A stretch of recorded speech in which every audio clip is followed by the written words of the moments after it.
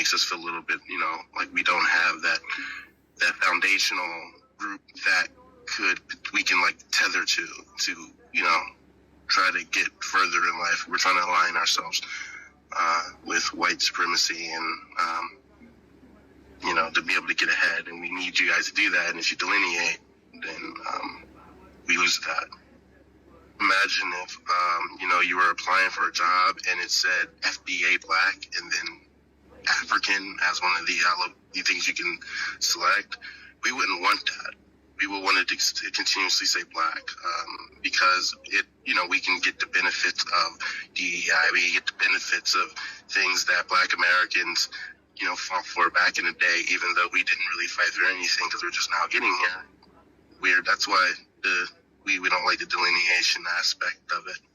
We want to tether on to what's already built. Like, why would we go and go do it in a country where it's like shitty when it's already here and we can like live our best lives? I would say like many immigrants, not just non-FBAs, but just many immigrants in general, align with white supremacy because we believe that it's going to get us further, but it's more strategic. It's not really racial, in my opinion. Racism comes more from like white people as like themselves.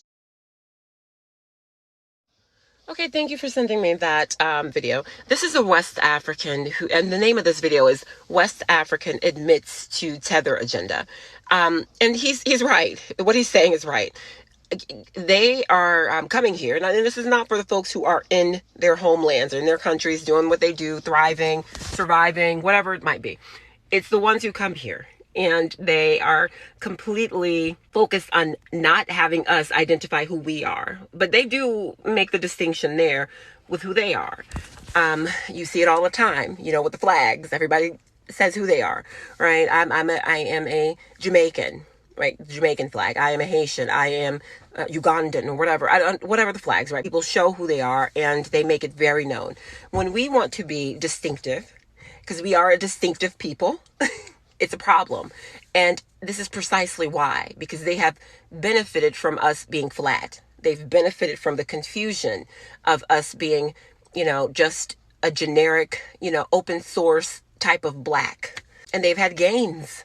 They've had a successful life on the backs of what we've been able to do. As he mentioned in the video, what our elders were able to accomplish, what we continue to push the envelope on, they've benefited from it. And now they use this very erosive language, these flattening, like flat minority, flat languages to be able to continue, right? To continue to push that.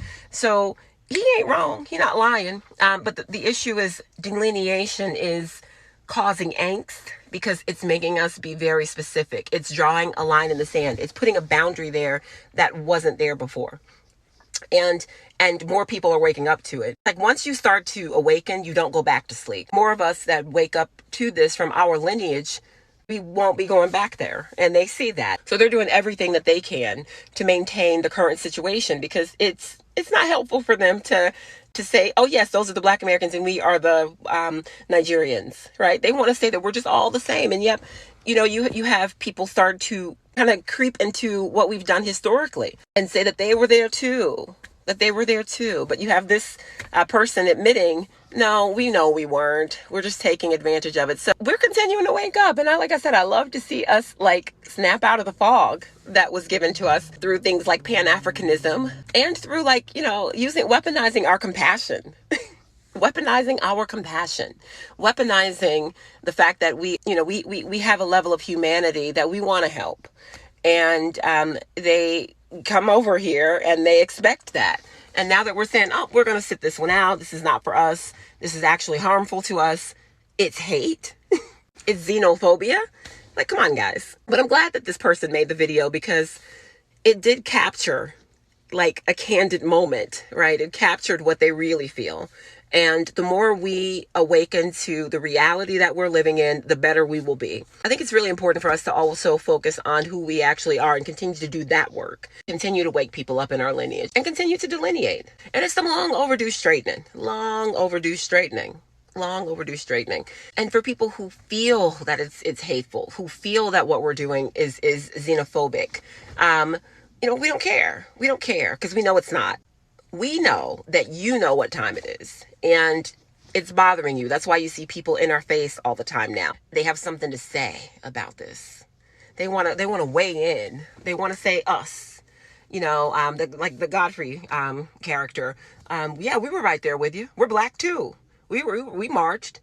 Or they say, oh, we created hip hop. Like they start getting a little bit outlandish, trying to place themselves in our history. So it's a good and healthy thing that we are pointing that out and making those very intentional distinctions, that we are a separate people group. You know, apart from melanated skin, what else do we really have in common? And even that's a little bit different. You know, we are an admixture here. Dark complexions, sure, you know, different skin complexions and stuff like that, features, so on and so forth. But that doesn't make us the same ethnicity. That doesn't make us the same group, guys. So happy to see that this person was captured saying it, because you will run across people who will deny it until they are blue in the face. No, we're not. And then use the talking points that they were given, which don't even hit no more. They don't even, you know, I think I was appalled. I was like, what? What do you mean I'm uneducated? Baby mama, what are you talking about? And then I realized, oh, they all say the same script. So we're all lazy. Everybody on the planet is lazy. So let's be for real, guys. You built everybody's nation but your own? You know, come on. What do you think? We got two eyes. We can see. Ain't nothing about you like me. It ain't nothing about your country like mine, right? It's a little you know, a little gaslighting going on. I think we got a little manipulation, right? That's what they like to kind of do. But it's good to hear it straight, no chaser, and that's what they are, and that's what they think. But that's my thoughts on that. Thanks again for the video, and I hope you guys have a wonderful rest of your day.